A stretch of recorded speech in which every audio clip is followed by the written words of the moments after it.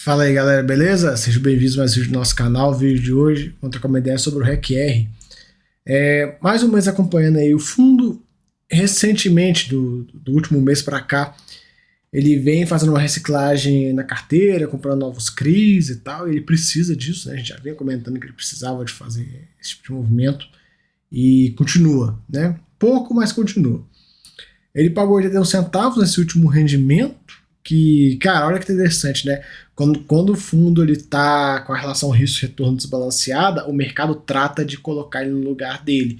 Olha só a cota, tá R$85. Ele é um middle risk, assim como o SNCI, a FHI, CVBI e tantos outros.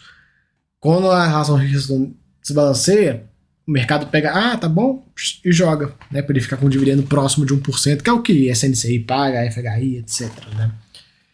Nos últimos 12 meses ele pagou R$10,50. Aqui tem mais algumas informações. É um fundo grande, né? 2,5 bi. No patrimonial 96, a cota 85, R$10 de desconto. Temos as taxas aqui. 178 mil cotistas. Aqui as alocações que ele realizou durante o mês. Então a gente vê 30 milhões desse VCA3, né? IPCA mais 10, taxa legal, né? Uma incorporadora.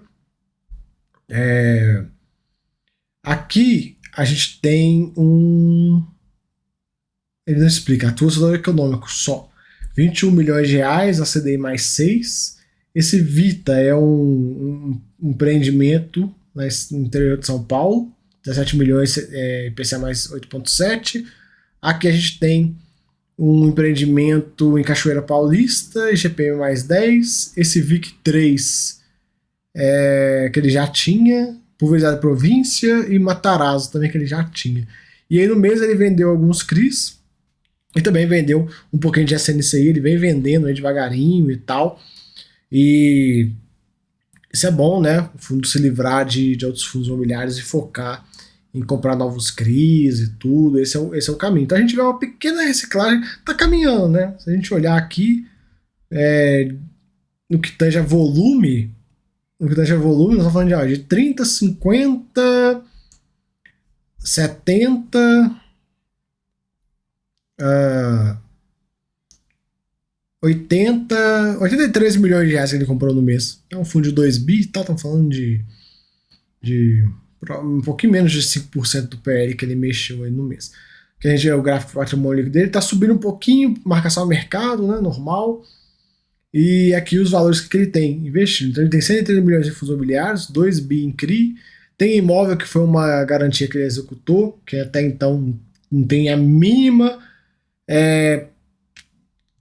não tem nada a respeito da venda desse prédio e tal. Eles poderiam colocar pra gente, né, como é que tá essa situação. Tem tempo que eles não falam dessa questão.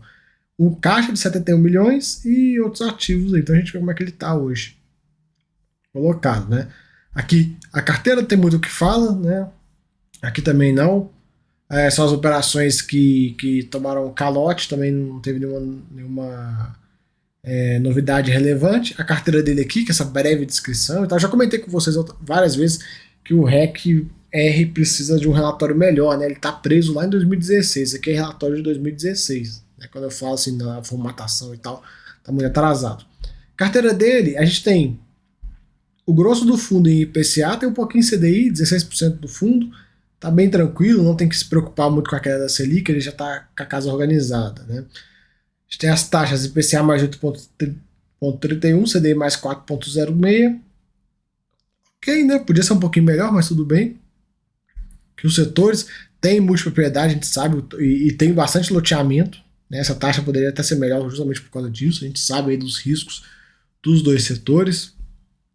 Diversificação por securitizadora, que não é muito relevante, viu, galera? É claro, é bom ter uma diversificação por securitizadora, mas, cara, 99% dos fundos, não tem problema com isso, não tem conflito de interesse no que tange a securitizadora. Tem uma turminha aí que tem conflito de interesse com a securitizadora, mas fora são 4 fundos, então não é o caso. Então, assim, cara, tem vantagens, tem desvantagens e tal de cada uma. E segue o baile que está bem dividido, não tem nem preocupação.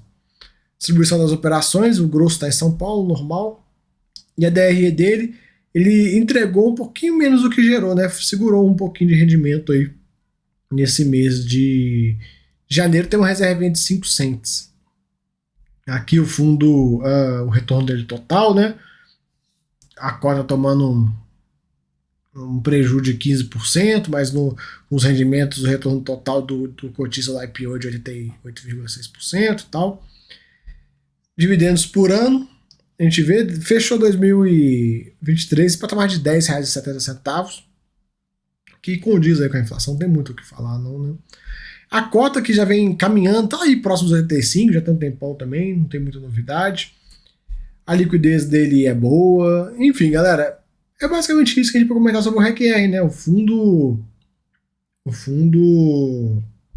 tá no momento de reciclagem. Ele vinha um tempo atrás, até briguei com vocês, né? Que ele tava em gestão passiva, não fazia nada. Aí ele foi e comprou o VRTM. Aí todo mundo ficou louco, puto da vida. E aí agora ele tá um pouco mais ativo e tá focando em crise e tal. Então, assim, tá indo no caminho correto. Eu espero que ele continue vendendo SNCI, né? Nada contra o fundo, mas o fundo de CRI da Intecri. Então ele vai se livrando dos SNCI, depois do VRTM e tudo mais, e vai comprando novos CRIs. Isso aí eu vejo que é um caminho bem interessante para ele seguir. No mais, galera, é isso. Vocês viram aí. Um mês relativamente light aí pro fundo, beleza? Valeu aí, até a próxima. Fui.